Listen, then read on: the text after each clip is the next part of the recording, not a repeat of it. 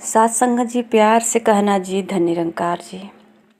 साथ संगत जी, हम अक्सर बोलचाल की भाषा में यह कह देते हैं कि आज ये कार्य करके बड़ा सुकून मिला, बड़ा सुकून मिला। पर वास्तविक सुकून तो एक बहुत ही ऊंची अवस्था है जो सिर्फ सतगुरु की कृपा से ही मिलती है।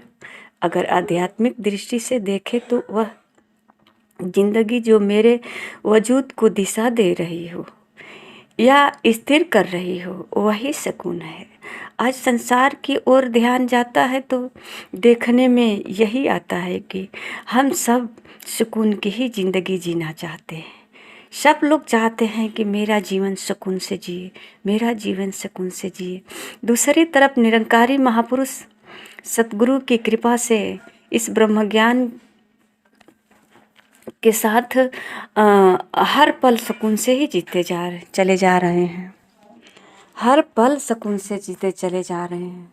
अगर कहीं इनके भी मन में उलझन है, कहीं इनके भी मन में इस तरह का भावनाएं हैं, कष्ट का एहसास हो रहा है, तो सत्संग जी कहीं न कहीं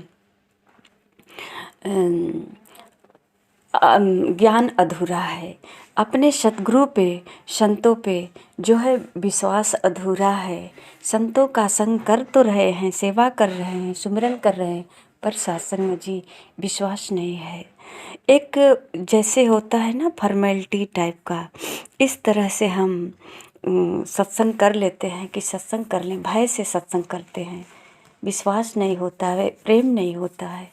और सत्संग जी भय, कहीं भी भय होता है, चाहे भक्ति में हो या कोई कार्य में हो, तो उसका आनंद नहीं ले पाते हैं। जैसे हमें नदी का पार करना है और नाव में बैठे हैं और भयभीत हैं, तो सत्संग जी नदी का जो इस छोर से उस छोर का जो बीच का यात्रा है, उसे आनंद नहीं ले पाते हैं। सत्संग जी भय बना रहता है, कहीं नाव डूब न जाए, कहीं डूब न जाए। इसी प्रकार संसार में भी हालात यही है कि हम भक्ति भजन करने के बाद भी ये डूबने का शंका लगा रहता है, हमेशा भय बना रहता है, मेरा कुछ हो न जाए, मेरा कुछ हो न जाए। सत्संग जी महापुरुष कहते हैं कि सुकून ब्रह्म ज्ञान से मुमकिन है, और ब्रह्म ज्ञान प्राप्त करने के बाद भी सुकून नहीं है, तो इसे कैसे कह सकते हैं कि ब्रह्म की प्राप्ति और ब्रह्म की समाप्ति। ब्रह्म की प्राप्ति हो जाती है तो सारे ब्रह्म समाप्त हो जाते हैं। सत्संगत सुकून एक एहसास है जिसमें व्यक्ति अपने निज स्वरूप में स्थित होकर शांति की अनुभूति करता है, जहाँ मन में कोई हलचल नहीं रहती, ना आने वाले कल की चिंता होती है और ना ही बीते हुए बातों को सोचकर परेशान होते हैं। सत्संग जी इसीलिए कहते हैं महापुरुष कि भूत और भविष्य के बारे में ना सोचो, वर्तमान जीवन जी लो अच्छे से।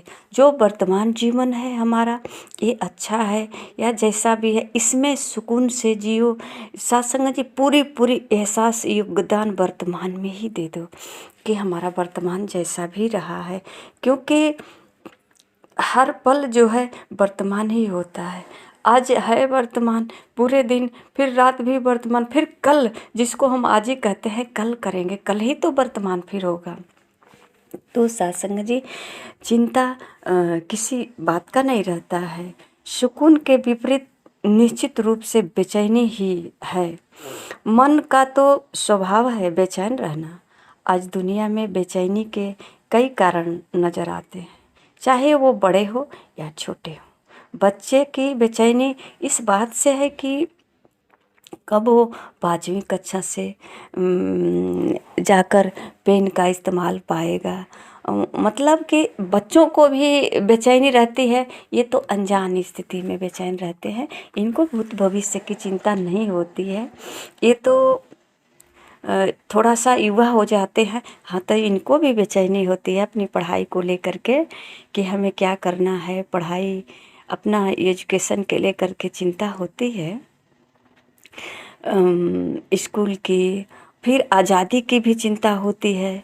नौजवानों में बेचैनी इस बात से बनी रहती है कि कब उन्हें मन मुताबिक करियर मिलेगा। कभी कुछ नहीं मिलता तो हम आगे 10 साल बाद आने वाले कल को लेकर बेचैन रहते हैं। और वृद्धा अवस्था में इस बात की बेचैनी रहती है कि अब किस्मत में स्वर्ग या नरक। साथ संगत जी, अब ऐसे मन में सुकून कैसे मिल सकता है भला। इससे मुक्त तो बस निराकार के साथ एकमिक होकर ही मुमकिन है। साथ संगत जी, महापुरुष इसीलिए तो जगह जगह सत्संग का आयोजन रख करके सभी को जो है यही सचेत कर रहे हैं।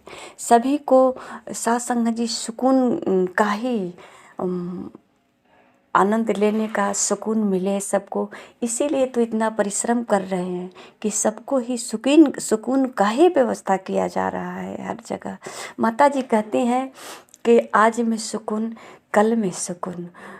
जो गुरु के ज्ञान है, जो गुरु को ज्ञान को प्राप्त कर लिया है पूर्ण रूप से, तो कहते हैं गुरु के ज्ञान में हर पल में सुकून।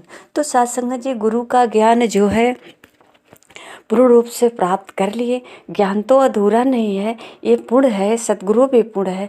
पर हमारे ज्ञान की जानकारी, मतलब जानकारी लेने में हमें कहीं ऐसा तो नहीं कि ध्यान भटक गया, ध्यान कहीं और हुआ और ज्ञान पूर्ण रूप से जानकारी नहीं प्राप्त कर पाए, तो इसलिए अभी भी मन में सुकून नहीं है। साथ संगत जी, ये माता जी कहती हैं कि गुरु के ज्ञान में हर पल में सुकून है। तो गुरु का ज्ञान तो हमने प्राप्त किया, बैठे तो थे ज्ञान कक्ष में, पर लगता है ज्ञान अधूरा ही प्राप्त किए हैं।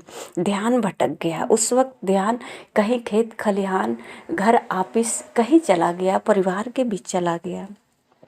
तो साथ संगत जी, अब ऐसे मन में सुकून कैसे मिल सकता है भला। इससे मुक्त तो बस निराकार के साथ एकमिक होकर ही मुमकिन है। कहते हैं कि साथ संगत जी, जब तक इस प्रभु परमात्मा में हमारा मन टिका हुआ है तब तक ही सुकून मुमकिन है। अन्यथा मन तो हर पल बेचैनी के कारण रुकता रहता है। साथ संगत जी, अगर हम कोई भी ग्रंथ पढ़ ले तो वहाँ प्रबोधन का अर्थ मन की शांति से ही है। साथ संगत जी, किसी किताब को हम पढ़ लेने से थोड़ी देर हमको शांति मिल जाती है, नहीं मिलती है। हाँ, कुछ उसमें हमें लगता है कि उदाहरण वगैरह होता है, पढ़ लेते हैं तो थोड़ा सा हमको जो है मजबूती मिल जाती है। इसीलिए तो लोग उदाहरण ढूंढते हैं कि हमको सुकून मिलता है कुछ पल के लिए। ऐसा थोड़ी है निरंतर हमारा सुकून मिल गया, थोड़ी पल के लिए फिर भूल जाते हैं। जो लिखा पढ़ा उसे तो फिर भूल जाते हैं। तो साथ संगत जी, संत महापुरुष जो है सुकून के बारे में यही बताते हैं कि हम सतगुरु से जब ज्ञान प्राप्त कर लेते हैं, सतगुरु पे भरोसा करके, विश्वास करके सतगुरु के चरणों में अपने आप को समर्पण कर देते हैं, तो साथ संगत जी ये जीवन भी सहज हो जाता है और सुकून भी हर पल एहसास होता है। साथ संगत जी, कभी कभी तो ऐसे महापुरुष होते हैं कि कष्ट की घड़ी में भी वो आनंदित रहते हैं। ऐसे जिसका मिसाल हम देते हैं, बहुत से संत महापुरुष हैं कि सारी समस्या घेर कर रखी होती है फिर भी उस सुकून में ही रहते हैं। जब सतगुरु की कृपा से ये सुकून की प्राप्ति होती है तो सुकून सिर्फ अपने तक ही नहीं सीमित रहता, बल्कि हम जहाँ जहाँ जाते हैं वहाँ भी सुकून दूसरों तक सतगुरु की कृपा से पहुँच जाता है। सत्संग जी,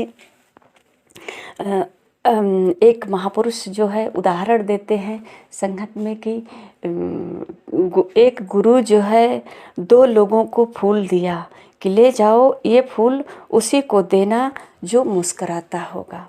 तो साथ संगत जी, दोनों लोग तो गए, दोनों शिष्य गए फूल का टोकरी लेकर के। एक शिष्य जो है वापस लेकर चला आया, तो पूछे कि क्यों तुम्हारा फूल किसी ने नहीं लिया? तो कहा कि प्रभु आप तो कहे थे कि जो मुस्कुराता होगा उसी को ये फूल देना। किसी ने हमने किसी को मुस्कुराते नहीं देखा, तो सब फूल वापस लेकर चला। एक आया तो उसके पास एक भी फूल नहीं बचा, सब फूल उसने दे दिया। तो सतगुरु पूछा क्यों जी, तुम्हारा फूल? तो साध संगत जी वो बोला कि प्रभु हमने तो सब फूल दे दिया, कम पड़ गया। तो साध संगत जी वो हंसता हुआ सबके पास जाता था और उसे देख करके उसकी बातों से सब मुस्करा देते थे।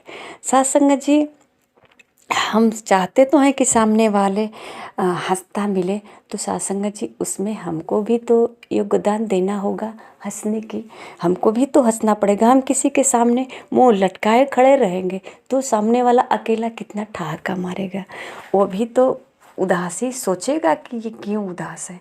हमारी उदासी में वो उदास होना शुरू हो जाएगा, खुशी को दबा लेगा, अपनी मुस्कुराहट को दबा लेगा।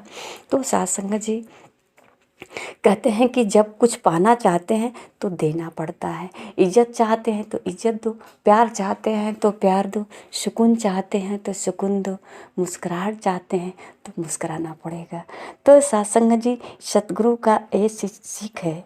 सुकून सतगुरु की कृपा की मतलब कि कृपा से ही मिलता है, जो हमें सतगुरु के द्वारा ब्रह्म ज्ञान मिलता है। साध संगत जी इसको हर समय अंग संग महसूस करते हैं, सब में महसूस करते हैं। तो साध संगत जी इस परम सत्ता को हर पल महसूस करके बहुत खुशी होती है। हर पल अंदर ही अंदर एक खिले हुए कली की तरह मुस्कुराहट बनी रहती है। उसके चेहरे पे हमेशा कहते हैं हर कण में जो है परमात्मा का नूर है। तो साध संगत जी नूरानी चेहरा, हमेशा चेहरे पे नूर रहता है, मुस्कुराता रहता है। इसके अंदर केवल जो है प्यार ही प्यार भरा होता है। जैसे कि साध संगत जी माता जी एक राजमाता जी का एक विचार आ रहा था कि साध संगत जी शक्कर की बोरी भरी है, उसमें उस बोरी में कहीं भी सुराख करो तो शक्कर ही गिरेगा, क्योंकि बोरी ही शक्कर से भरी है। तो साध संगत जी इसी प्रकार जिसे ब्रह्म ज्ञान प्राप्त होता है सतगुरु की कृपा से, तो साध संगत जी सारे भ्रम खत्म हो जाता है। उसके अंदर प्यार, नम्रता, सहनशीलता, इन दैवी गुणों से भरा हुआ होता है। और उसे कहते हैं कि चाहे किस तरह से उसके सामने बाड़ी बोलो, किसी प्रकार से जाओ, वो हमेशा जो है शक्कर की तरह जिधर से मतलब जैसे भी बोलो उसके अंदर से मिठास ही आता है। क्योंकि इतनी ये सहनशील की मूरत होता है, इतने प्यार की मूरत होता है, प्यार ही प्यार भरा होता है कि उसमें से प्यार ही प्यार आता है। नफरत तो है ही नहीं है, नफरत भरा ही नहीं है तो नफरत आएगा कहाँ से। तो साध संगत जी सतगुरु के चरणों में यही अरदास है कि ये दिव्य अवस्था हर एक आत्मा को प्राप्त हो, हर एक जीव अपनी जिंदगी सुकून से जीते चले जाएं। साध संगत जी प्यार से कहना जी, धन्य निरंकार जी।